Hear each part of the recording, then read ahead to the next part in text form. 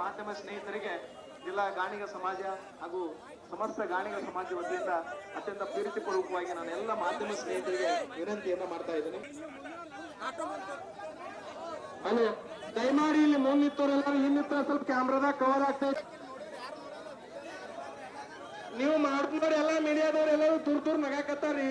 ಹಿಂದ್ ಬರ್ರಿ ದಯಮಾಡಿ,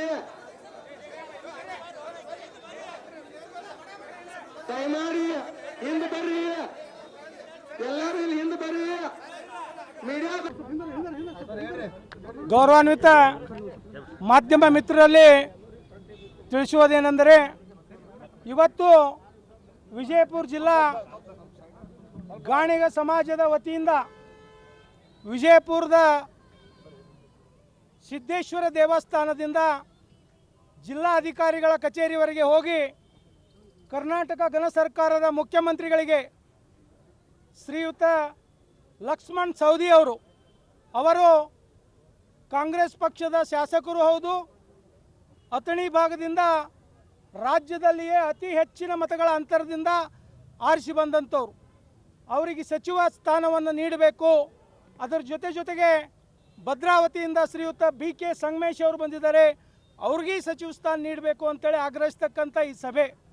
ಯಾಕೆ ನಾವು ಇಷ್ಟೊಂದು ಸಂಖ್ಯೆಯಲ್ಲಿ ಜನರು ಸೇರಿಕೊಂಡು ಮನವಿಯನ್ನು ಮಾಡ್ಕೊಳ್ತೇವೆ ಅಂದರೆ, ಸ್ವತಂತ್ರ ಸಿಕ್ಕು 8 ದಶಕಗಳಾದವು. ಅಂದರೆ 80 ವರ್ಷಗಳು ಕಳೆದರೂ ಸಹ ಗಾಣಿಗ ಸಮಾಜಕ್ಕೆ ಕಾಂಗ್ರೆಸ್ ಪಕ್ಷದಲ್ಲಿ ಇವತ್ತಿಗೂ ಸಚಿವ ಸ್ಥಾನ ಸಿಕ್ಕಿಲ್ಲ.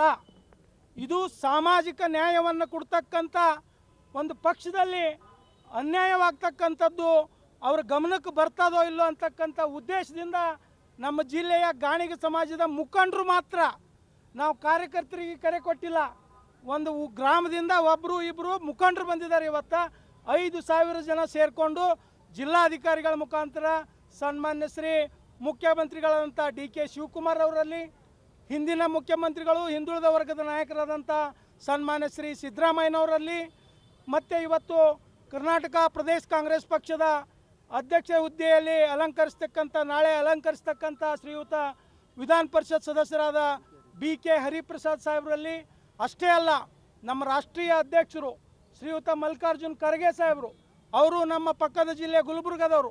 ಅವರಿಗೆ ಲಕ್ಷ್ಮಣ್ ಸವದಿ ಅವರ ಶಕ್ತಿ ಏನಂತ ಗೊತ್ತಿದೆ.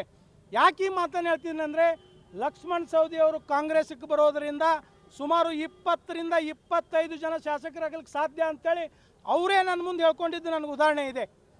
ಇವತ್ತು ಇಂಡಿ ಇರ್ಬೋದು, ಜೇವರ್ಗಿ ಇರ್ಬೋದು, ಕೊಪ್ಪಳ ಇರ್ಬೋದು, ಬಾದಾಮಿ ಇರ್ಬೋದು, ಬಾಗಲಕೋಟೆ ಇರ್ಬೋದು, ಹೇಳ್ಕೊತ ಹೋದರೆ ಸಾಕಷ್ಟು ಕ್ಷೇತ್ರಗಳಲ್ಲಿ, ಇವತ್ತು ಬಬಲೇಶ್ವರ ಇರ್ಬೋದು, ಇವತ್ತು ಇಂಥ ಅನೇಕ ಕ್ಷೇತ್ರಗಳಲ್ಲಿ ಲಕ್ಷ್ಮಣ್ ಸವದಿ ಅವರು ಬಂದಿದ್ದರಿಂದ ನಮ್ಮ ಗಾಣಿಗ ಸಮಾಜ ಅಥವಾ ಲಕ್ಷ್ಮಣ್ ಸವದಿ ಅವರ ಅಪಾರ ಅಭಿಮಾನಿಗಳು ಇವತ್ತು ಕಾಂಗ್ರೆಸ್ ಪಕ್ಷಕ್ಕೆ ಬೆಂಬಲ ನೀಡೋದು. ಇದಕ್ಕಾಗಿ ಕಾಂಗ್ರೆಸ್ ಪಕ್ಷಕ್ಕೆ ಹೆಚ್ಚು ಶಕ್ತಿ. ಇವತ್ತು ನಾವು ಇಷ್ಟೇ ಕೇಳ್ಕೊಳ್ತಾ ಇದ್ದೇವೆ, ಸಾಮಾಜಿಕ ನ್ಯಾಯ ಕೊಡ್ತಕ್ಕಂಥ ಕಾಂಗ್ರೆಸ್ ಪಕ್ಷ 80 ವರ್ಷಗಳಿಂದ ಒಂದು ಸಮಾಜಕ್ಕೆ ನೀವು ಗುರುತಿಸಿಲ್ಲ ಅಂದರೆ ಇದು ಅನ್ಯಾಯವಾಗ್ತದೆ. ನೀವು ಗುರುತಿಸಬೇಕು. ಶ್ರೀಯುತ ಲಕ್ಷ್ಮಣ್ ಸವದಿ ಅವರಿಗೆ ಮಂತ್ರಿ ಮಾಡೋದು ಅಷ್ಟೇ ಅಲ್ಲ, ಉಪಮುಖ್ಯಮಂತ್ರಿ ಮಾಡಬೇಕು ಅಂತೇಳಿ ತಮ್ಮ ಮಾಧ್ಯಮದ ಮುಖಾಂತರ ವಿನಂತಿಯನ್ನು ಮಾಡ್ಕೊಳ್ತಾ ಇದ್ದೇನೆ.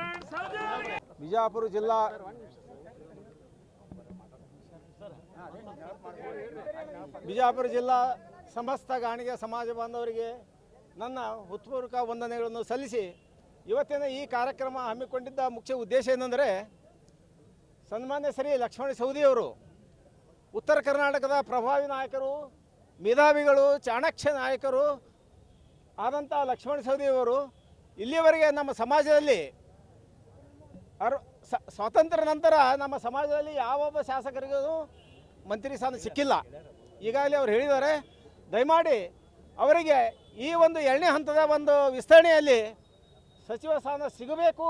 ಒಂದು ವೇಳೆ ಸಿಗದೇ ಇದ್ದರೆ ನಾವು ಸಮಾಜದಿಂದ ಅವರಿಗೆ ಒಂದು ತಿಳುವಳಿಕೆ ಏನು ಕೊಡ್ತೇವೆ ಅಂದರೆ, ಸಮಾಜಕ್ಕೆ ವ್ಯಕ್ತಿ ಮುಖ್ಯ ಅಲ್ಲ, ಪಕ್ಷ ಮುಖ್ಯ ಅಲ್ಲ. ಪ್ರತಿಯೊಂದು ಪಕ್ಷಕ್ಕೆ, ಪ್ರತಿಯೊಂದು ವ್ಯಕ್ತಿಗೆ ಸಮಾಜ ಮುಖ್ಯ. ಇದನ್ನು ನಾವು ಮುಂದಿನ ಹಂತದಲ್ಲಿ ಒಂದು ವೇಳೆ ಅವರಿಗೆ ಸಚಿವ ಸ್ಥಾನ ಸಿಗದೇ ಇದ್ದರೆ ನಾವು ಸಮಸ್ತ ಗಾಣಿಗ ಅದರ ಬಗ್ಗೆ ನಾವು ಕೂಲಂಕಷ ವಿಚಾರ ಮಾಡಿ ಮುಂದಿನ ರಾಜ್ಯಾದ್ಯಂತ ಇದೊಂದು ಹಮ್ಮಿಕೊಳ್ಳುತ್ತೇವೆ. ಉಗ್ರವಾದ ಒಂದು ಪ್ರತಿಭಟನೆ ನಡೆಸಲಾಗುವುದು. ಅವರಿಗೆ ಏನೇ ಕಂಡೀಷನಲ್ಲಿ ಸಚಿವ ಸ್ಥಾನ ಸಿಗಬೇಕಂತ ನಮ್ಮ ಒಂದು ಕಳಕಳಿ ಆಗ್ರಹ. ನನ್ನ ಹೆಸರು BB ಪಾಸೋಡಿ, ಬಿಜಾಪುರ ಜಿಲ್ಲಾ ಗಾಣಿಗ ಸಮಾಜ ಅಧ್ಯಕ್ಷ.